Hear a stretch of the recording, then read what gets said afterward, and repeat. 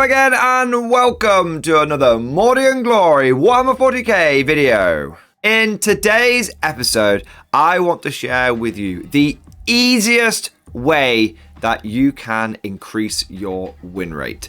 Maybe you are coming off the back of a losing streak. Perhaps you're a new player who's just struggling to get that first win under the belt. No matter what you try with your primary or your secondary objectives, it just doesn't seem to work, and victory continues to elude you. Well, never fear, for Mordian Glory is here.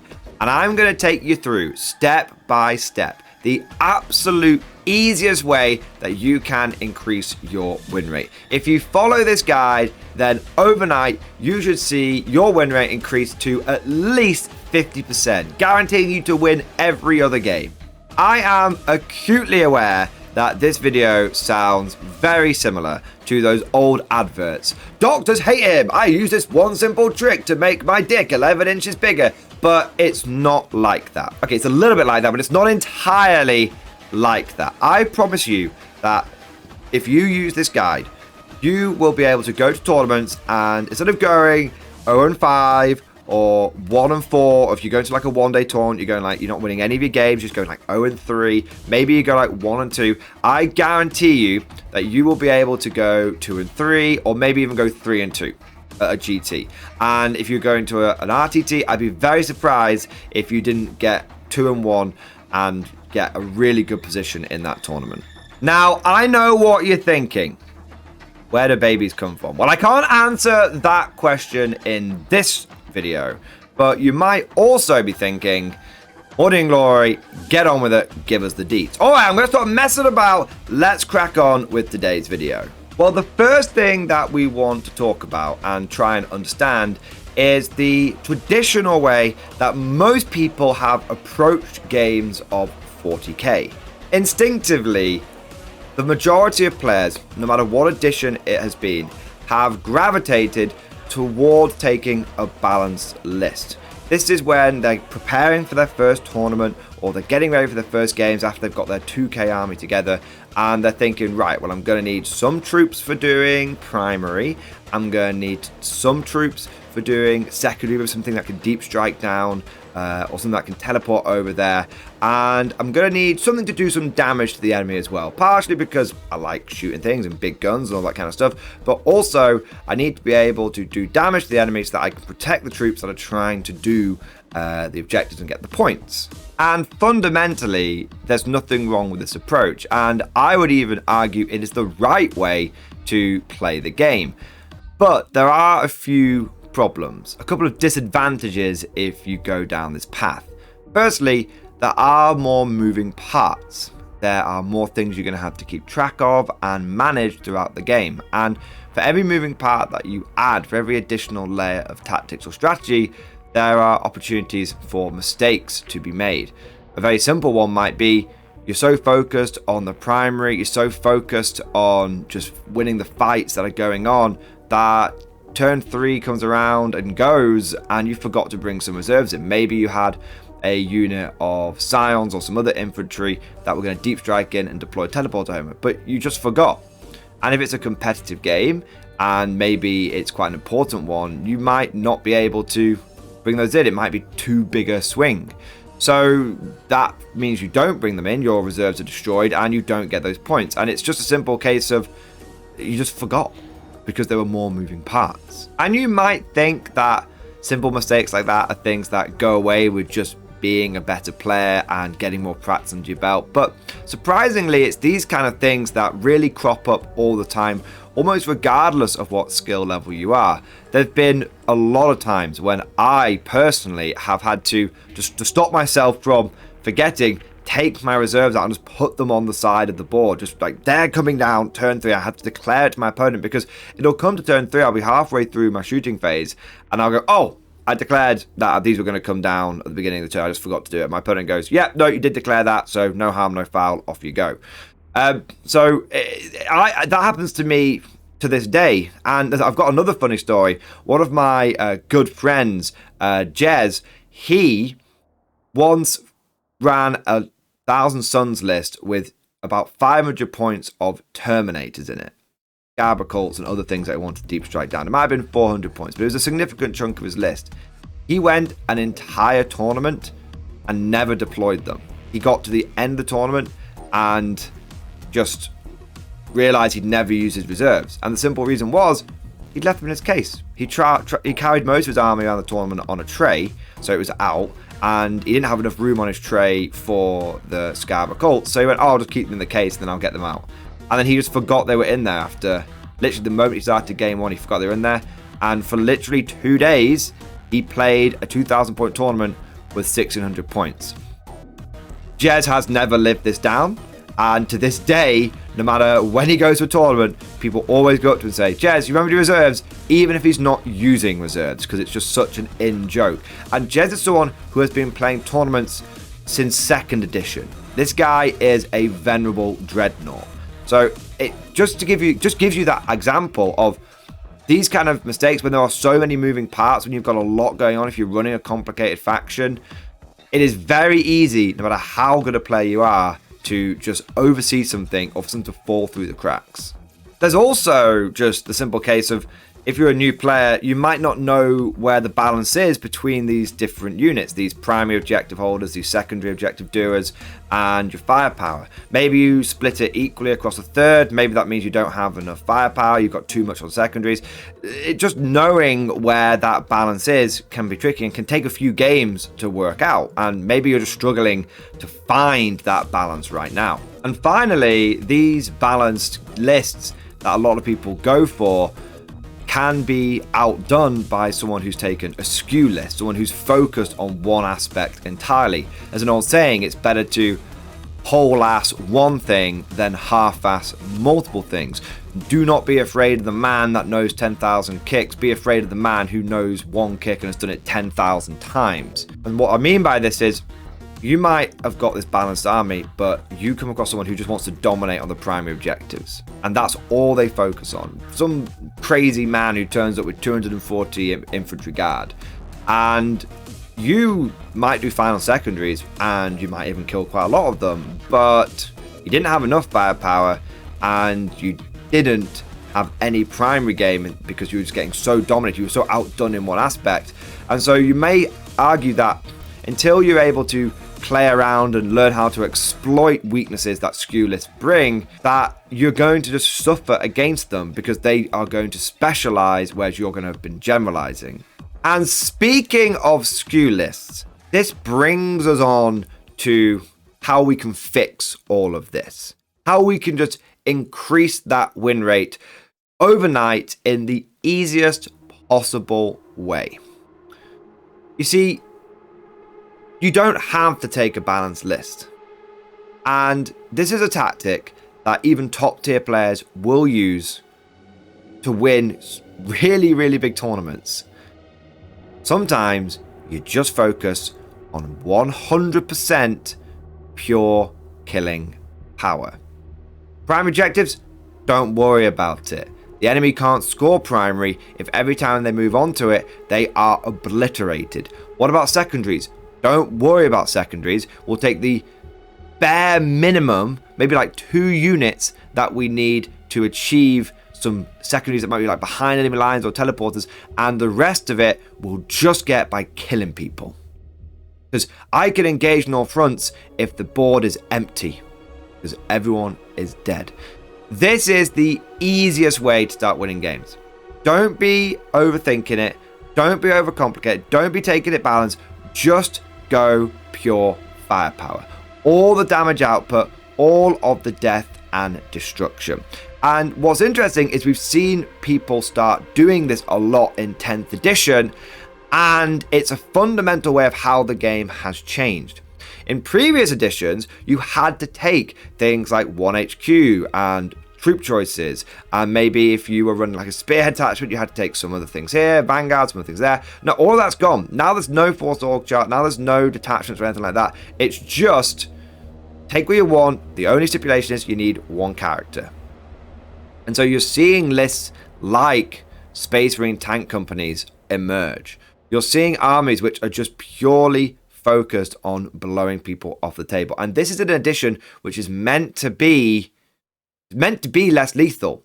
But if you're struggling to win games and you're struggling to balance all of these different aspects, going pure firepower is the simplest way of just upping your win rate, because it gives you one thing to focus on. I'm just going to destroy my opponent's models. The secondaries that come up, I'll get them as and when I can. The primary, I'll move onto them after I've blasted my opponent for a turn or two. And it doesn't always need to be firepower. I should clarify it. There are ways of going. I mean, firepower is very effective. And the reason why often these kind of like pure damage armies and this sort of pure damage approach naturally gravitates towards being firepower is because when you are in the shooting phase, in your shooting phase, by and large, there are some abilities that let people shoot back, but by and large, you shoot the enemy and they don't have any recourse. The only thing they can do is try and roll their saves. But if you get into close combat, you charge in, you do the damage, but there's a chance that the enemy gets to do damage in your turn back to you. So it is totally possible to go pure choppy, all gas, no brakes, and just tear people to pieces and just win by smashing people in combat. And there are advantages to going down the choppy because whilst you have the risk of taking damage in your own turn, choppy and close combat has a big advantage over shooting. And I know we're going off on a tangent here, but this is also an important point. Has a big advantage over going pure shooting, because if you're fighting over a primary objective, if you shoot someone off the objective, they don't hold it anymore, but neither do you. You've just removed their models. If you charge someone who's on an objective there and kill them all, not only have you removed them off the objective, but now you hold it. So combat is very, very good. And going pure, I shouldn't say pure firepower, it should be pure damage output. I'm not going to worry about scoring points. I'm not going to worry about having loads of objective control, because you know what? My score doesn't need to be ridiculously high if my opponent can't score. And the reason he can't score is because he's tabled. That's it. It's just an age-old tactic. I'm just going to table my opponent. I'm not going to interact with the game system. I'm not going to interact with the missions. I'm not going to interact with the secondaries or anything like that. I'm just going to focus on killing my opponent. And if my opponent has no models left, then he won't be able to do secondaries. He won't be able to do primary. He's going to have no board control. I'm just going to dominate him in this one area, and it's going to be damage output. And this works. This really works. Because there are examples. I remember speaking to it was Manny Chima. Now Manny Chima is a relatively well-known player in the UK tournament scene, and I remember speaking to him after we'd had a game. He had thoroughly trounced me, and he actually told me a story about how I think he went to LVO. I don't know if he won LVO or if he just did really well at LVO. And he had a list, and the reason he did so well was his list was basically 2 units of servitors. He was playing Space Marines. 2 units of servitors, and the rest of it was just firepower. And the servitors, because he knew what the terrain was like at LVO, because I think it was like player placed. So he said, I placed terrain down, so I only had like 2 choke points coming into my deployment zone. There's a huge open killing field in the middle. I used my servitors so that whatever happened, my opponent wouldn't be able to come and get to my firepower. Servitors blocked him for a turn, and then I just blew his army off the table. And I just did that for like 6-7 games. And I remember when I sort of think back and look, it sort of prompted me to think back and look at some of the games that I have lost the hardest. Some of the games where I've not even been in contention of the game. And when I've been destroyed by these really, really top tier players. And I would say that the majority of these times, they've just gone pure firepower. It's less moving parts. I mean, we've spoken about this before in terms of like, I've spoken about this on streams, about how having a simple list with a simple concept that's done very, very well is really important if you're intending to win a tournament, because you don't want to get to game 5 and have your brain leaking out of your ears because you've had to manage so much stuff in the previous 4 games. If your tournament journey up to that point has been blow my army down, blow people off the table in 2 turns, then you're going to get to that final game and have a much fresher brain. And that final game might require you to start doing some more advanced tactics, and that's okay. You've got the fresh memory to do that. Whereas if you've got someone who's been fighting for every single game he gets to game 5, there's a good chance that their mental stamina's not going to be in the right place. So what I'm saying is this pure firepower, pure damage output route absolutely works and has been used at many different skill levels of 40k. But it does have some disadvantages as well. Firstly, it's a SKU list. And any SKU list, unless you are running the most bleeding edge, cutting edge faction, which is so damn efficient it makes everyone else look like a joke, cough, Eldar, cough, you are going to enter scenarios where you go in all firepower and you bounce off. As someone who's run Pure Infantry Guard a lot, this is why I call Pure Infantry Guard very anti-meta, especially in 10th edition with the fact that now we've got bigger blobs, really good efficiency for orders like take cover, really good access to feel no pains with Deathcore Marshals and Medipacks. I've had so many players come flying in with this pure firepower approach, kill like 40 guardsmen and think, oh, that's a good job. Because killing 40 guardsmen, especially if they're Kriegers with all the buffs up, it's a tough order. And then I'm bringing half of them back with reinforcements, and then the other 200 guards in my army start blowing off the table.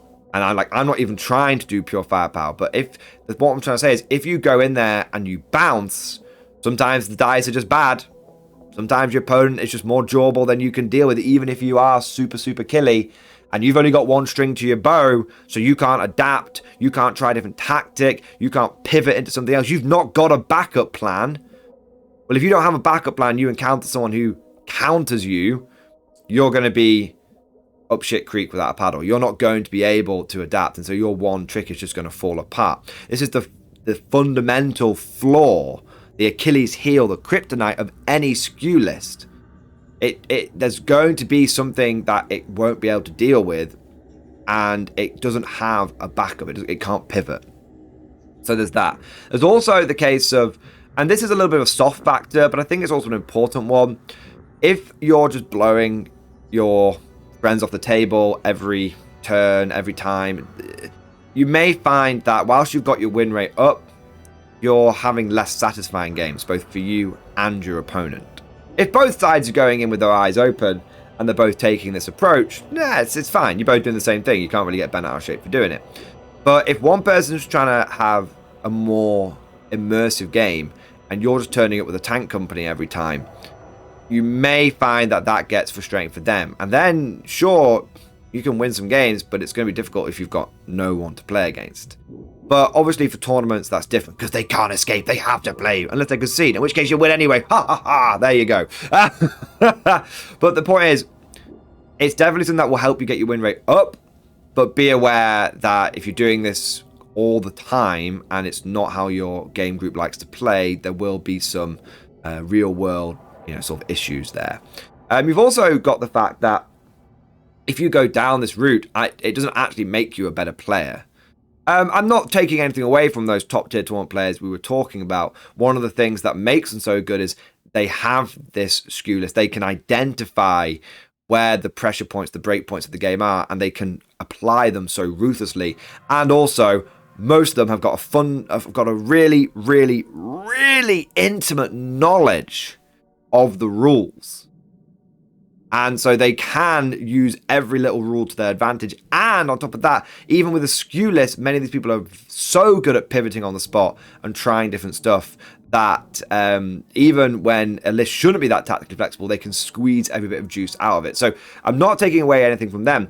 But for the everyman, just the normal player, the ogre in brains, the smooth brains, just like myself, if you start going down this pure firepower route, it doesn't actually make you a better player. Sure, you're winning games, but you've kind of cheesed the system. And so you may find that if you sort of hit this sort of plateau where you're getting that sort of 50%, maybe even 55, 60% win rate, you're comfortably winning the majority of your games now. But you're struggling to start winning more than that. At that point, you may need to reprogram your brain again and go, right, I now know how to win games. That's always a fallback option. If I want a little morale boosting win, I can do that. But actually, I want to start getting into some more advanced tactics, some more in-depth stuff, something that's going to be mentally stimulating, and also something that will maybe, now that I've got those wins under my belt, now that I've got a bit of practice in my belt, maybe it will allow me to take that win rate and go even higher with it. Because this is as good as SKU lists are, and sometimes with certain factions they are unbeatable. For most people just playing their matchup games, you do want to go down the balance route. Like I said earlier, going down that balance route is the right way to play the game.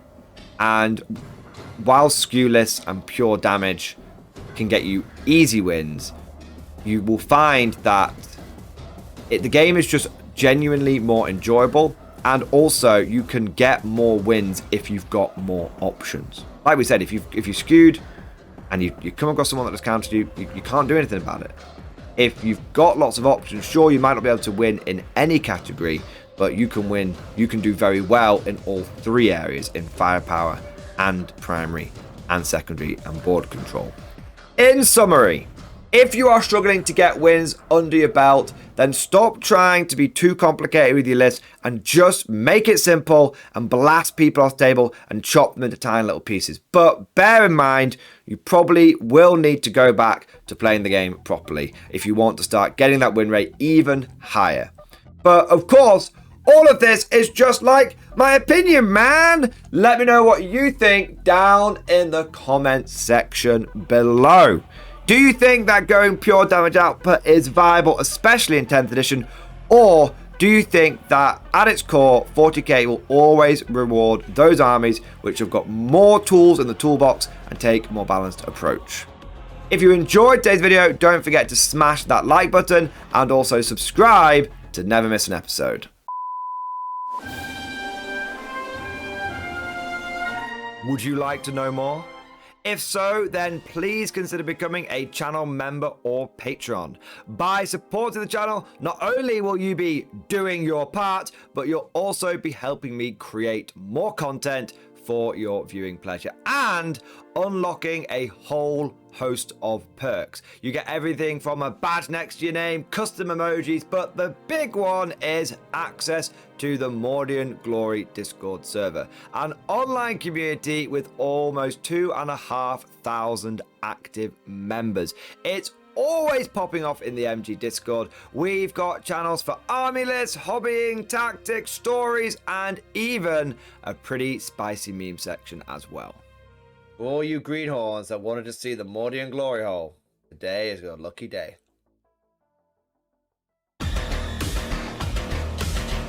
And joking aside, I do want to say a massive thank you to all of the current channel members and patrons.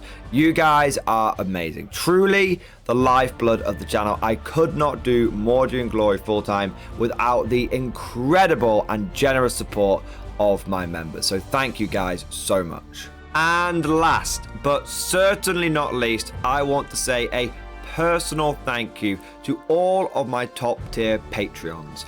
These are the War Masters, and they have truly gone above and beyond the call of duty. So a big shout out to Bon Vert, Mad Larkin, Marcus Roberts, Mark Panconi, RJ Scorpion, Swordfish Trombone, John Stubbs, Nick Walsh, Diesel Fox, and August Varney. Thank you guys so much. Your incredible generosity is a massive part of how I'm able to do Mordian Glory full time, and it is a big driving force behind the channel. But I hope you all enjoyed today's video. Thank you for watching, and of course, as always, I'll see you guys next time.